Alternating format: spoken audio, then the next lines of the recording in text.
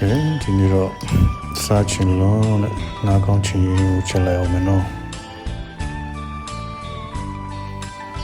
ဇေယျဝယ်လာတဲ့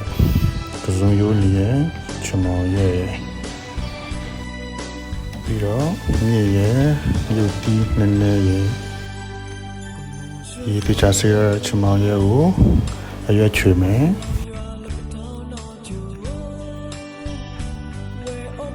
ချွေပြီးရင်တော့နည်းနည်းလေးခြေလိုက်မယ်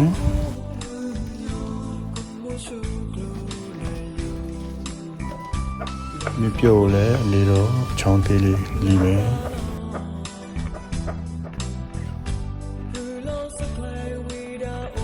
ကစိုးရိုးနေကိုလည်းအနေတော့ပိုင်းထားလိုက်မယ်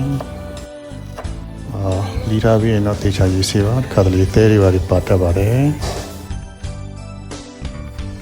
မုံလောက်ဦးလည်းပိုင်းပြီးတော့မှအနေတော့အချောင်းကလေးတွေပြန်လီမယ်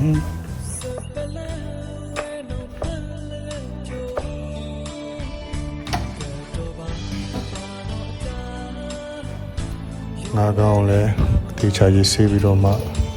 အနေတော့အတုံးပါမယ်တုံးပြီးရင်တော့တေချာရေးပြောင်းအောင်စေပေးပါကဲချင်းရေးစားချက်တော့မယ်စီကျတော့ဝတ်တယ်နည်းဖြင့်ချင်းရေးချက်သွင်းချက်သွင်းပြီးတော့မှကျွန်တော်တို့ငါးကောင်းကိုစီချက်တတ်မယ်အညီနဲ့ပြဖို့အတွက်ပါပြီးရင်တော့ကျွန်တော်တို့ထပ်ပြီးတော့ခုနလီထားတဲ့ဟာတွေတစ်ခုချင်းစီထည့်ပါမယ်ထည့်ထားတဲ့ဟာတွေနည်းနည်းချက်လာပြီးဆိုရင်တော့ကျွန်တော်တို့စိတ်သားနဲ့ပြီးထည့်မယ်မျိုးသီးစိမ့်ထည့်ပြီးတော့မှရေးထည့်ပြီးတော့မှငွေထားပြီးတော့မှတည်လိုက်ပါမယ်ဒီပုတ်ပွဲဆူလိုက်တော့ကျွန်တော်တို့စားထည့်မယ်ငပြရေးထည့်မယ်အရသာအတွက်ပါကဲခုဆိုရင်တော့စားချင်တဲ့ချီရင်ဟင်း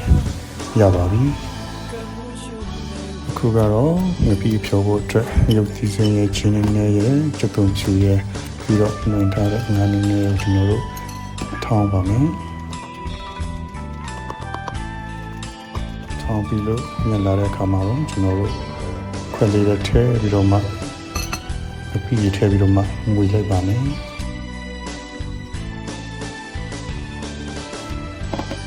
မလေးမွေးပြီးတော့မှအရသာရှိတဲ့ငပိတစ်ခွက်ရပါပြီချင်းရင်းငပိရနေဆိုတော့မပါမဖြစ်တူစရာလေးပါရပါမယ်အဲ့ရစာပြီးစာကိုလည်းစဉ်းတင်ဖြစ်ပြီးဆိုတော့ကျွန်တော်တို့နောက်ဗီဒီယိုမှာဆက်တွေ့ကြရအောင်